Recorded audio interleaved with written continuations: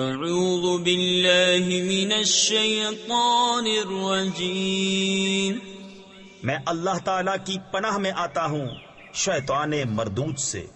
بسم اللہ الرحمن الرحیم، اللہ کے نام سے شروع جو نہایت مہربان رحم والا۔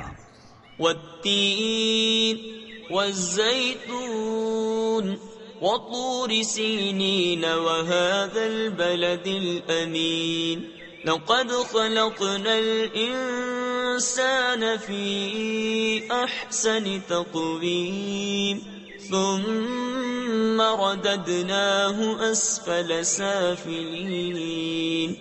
انجیر کی قسم اور زیتون اور طور سینا اور اس امان والے شہر کی، بے شک ہم نے آدمی کو اچھی صورت پر بنایا، پھر اسے ہر نیچی سے نیچی سی حالت کی طرف پھیر دیا۔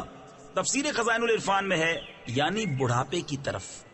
إِلَّا الَّذِينَ آمَنُوا وَعَمِلُوا الصَّالِحَاتِ فَلَهُمْ أَجْرٌ غَيْرُ مَمْنُونٍ فَمَا يُكَذِّبُكَ بَعْدُ بِالدِّينِ أَلَيْسَ اللَّهُ بِأَحْكَمِ الْحَاكِمِينَ۔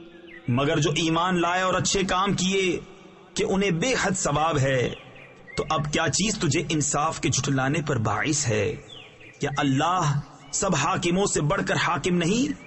صدق اللہ العظیم۔